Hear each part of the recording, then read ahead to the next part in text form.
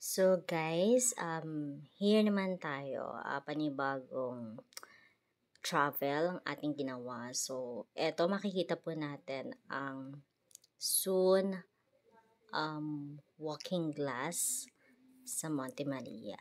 So, eto po yung Monte Maria. Ayan ang makikita natin kapag nagpunta tayo sa Monte Maria. Ang napakalawak at napakagandang dagat. And then, here it is. Okay, ayan po. Ang laki-laki talaga niya as in.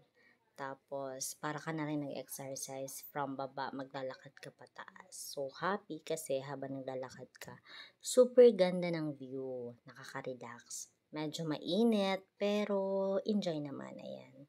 So, ayan po. Super laki niya as in. Kaya pala kapag bumabiyahe ka from Batangas to Mindoro, kitang-kita mo siya sa gitna ng dagat. Ayun. And mamaya makikita nyo, super liit ng barko.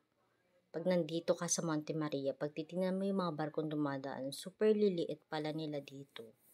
Pero kapag nasa barko ka, tapos titingnan mo si Monte Maria, yon ang laki-laki niya. And yan yung palatandaan namin kapag bumabiyahe kami. Nasa tapat na ng Monte Maria, 1 oras na lang, nasa Batangas na kami. Ganun. So, ayan po. Super ganda. Ganda rin ng panahon. Okay na okay. Swak na swak sa aming gala time. So, kasama natin ngayon yung mga bagets. Ito yung gusto nilang gala before mag-start ulit ang pasukan. So, ayan yung sinasabi ko sa inyo. Super ganda ng view. And, ayun, parang tuldok lang yung barko dun sa gitna. Diba? O, yan. So, yan po yung makikita natin kapag nasa Monte Maria tayo. Napakalawak at napakagandang karagatan. Super peaceful. Ayun! Si Montenegro. Diba ang liit lang? Ayun, guys. And then, the sky, super blue. Nagre-reflect sa dagat. Kaya yung dagat super ganda din. And then, ayun. Yun yung gustong-gusto kong laging tinitingnan tuwing pupuntang dagat. Yung medyo mag-green, super clear, crystal clear water. And then, pagpasok mo sa loob ng Monte Maria, ito yung makikita natin. Ayan. So, the altar and ang mga upuan, ayan po. Ayan. So, para ko na rin kayo isinama sa Monte Maria. And here we go.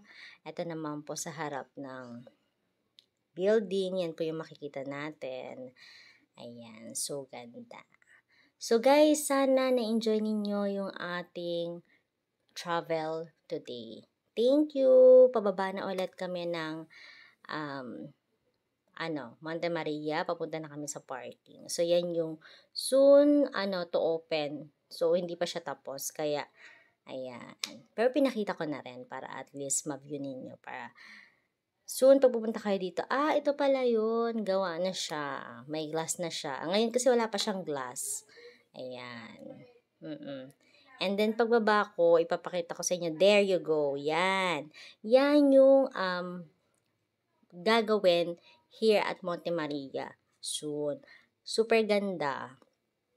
Para siyang mini resort. May mga hotel something pa. Ayan po. Okay guys, thank you. And sana nag-enjoy tayong lahat sa pagpapaview namin ng Monte Maria. Thank you very much.